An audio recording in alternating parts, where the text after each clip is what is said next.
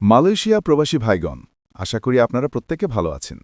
Malaysia calling visa নিয়ে surprise update 11 September থেকে online approve. চলুন খবরে বিস্তারিত জেনে নেওয়া যাক। মালয়েশিয়া প্রবাসী ভাইগণ, আপনাদের জন্য একটা বড় ধরনের সুখবর রয়েছে। মালয়েশিয়াতে কলিং ভিসার কর্মী প্রক্রিয়া অনেক গুরুত্বপূর্ণ অগ্রগতি হয়েছে। আগামী 15 সেপ্টেম্বর থেকে মালিকপক্ষ মালয়েশিয়া সরকারের কাছে কোটা অ্যাপ্রুভাল পাওয়ার জন্য তারা আবেদন শুরু করবে এবং এটা প্রসেস শুরু করবে। অর্থাৎ কোনো কোম্পানি বাংলাদেশ সহ বিদেশ থেকে কর্মী নিতে চাইলে তাদের আবেদিত কোটা সরকার যাচাই বাছাই করে প্রয়োজন অনুযায়ী অনুমোদন দিতে পারবে। আপনার মনে প্রশ্ন আসতে পারে যে কোটা অ্যাপ্রুভাল জিনিসটা কি। কোনো কোম্পানি যখন বিদেশি শ্রমিক আনার আগে কতজন কর্মী প্রয়োজন তা সরকারের কাছে আবেদন করে, সরকার সেটা আবার যাচাই বাছাই করে অ্যাপ্রুভাল দিলে কোম্পানি বৈধভাবে বিদেশ থেকে কর্মী আনার সুযোগ পায়। এটাই হচ্ছে কোটা অ্যাপ্রুভাল। আপনি হয়তো বলতে পারেন যে ভাই, আপনি যে কথাগুলো বলছেন তার পেছনে যুক্তি কি, কোনো প্রমাণ আছে?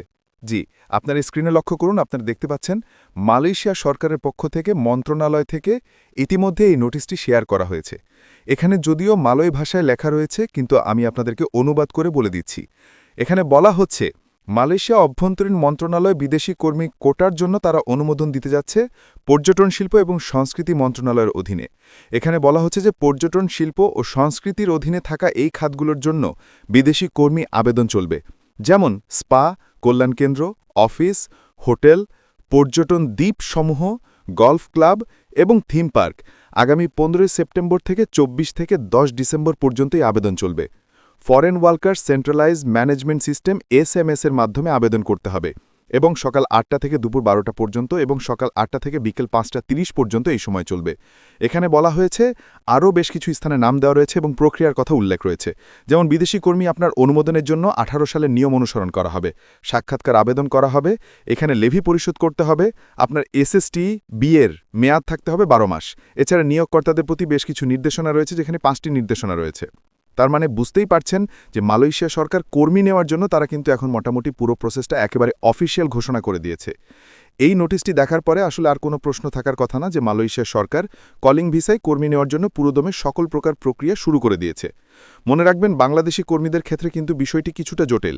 মালয়েশিয়ায় কর্মী পাঠাতে বাংলাদেশ সরকারের সাথে সিন্ডিকেটের বিষয়ে সমঝোতা না হলে মালয়েশিয়ার কোনো কোম্পানি কিন্তু বাংলাদেশ থেকে কর্মী নিতে পারবে না।